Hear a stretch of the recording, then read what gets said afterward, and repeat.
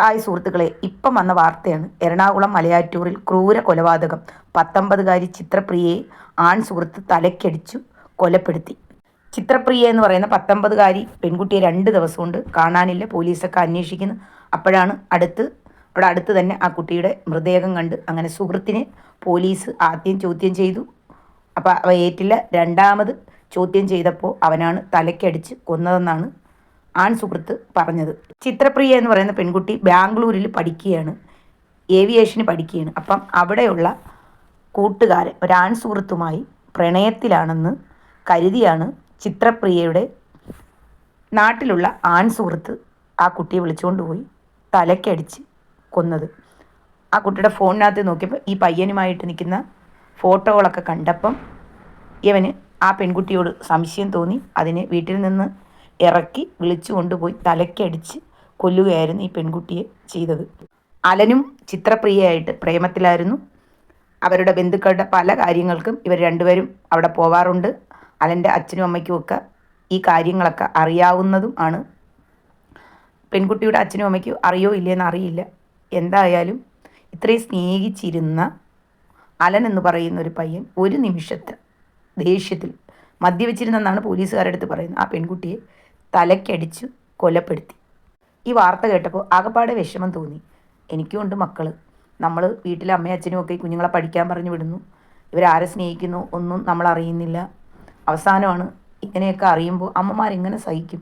കൈ വളരുന്നോ കാല് വളരുന്നോ മക്കളെ പഠിപ്പിച്ച് നല്ല നിലയിൽ എത്തിക്കണമെന്ന് പറഞ്ഞ് വളർത്തുന്ന മക്കളാണ്. മക്കളൊക്കെ കാണിക്കുന്ന തെണ്ടിത്തരമെന്ന് തന്നെ പറയണം.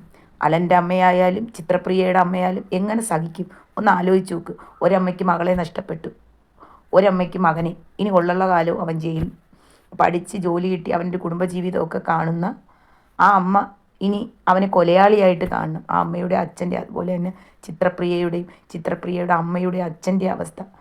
മകളെ വളർത്തി 19 വയസ്സ് വരെ വളർത്തി വിദ്യാഭ്യാസം കൊടുത്തു. അവസാനം മകളുടെ മരണം, അത് കാമുകൻ തലയ്ക്കടിച്ച് കൊന്നെന്ന് പറയുമ്പോൾ ഒരു അമ്മ എങ്ങനെ സഹിക്കും? ഒന്ന് ആലോചിച്ചു. ഈ കുഞ്ഞുങ്ങൾ എന്താണ് ഇത് ചിന്തിക്കാത്തത്?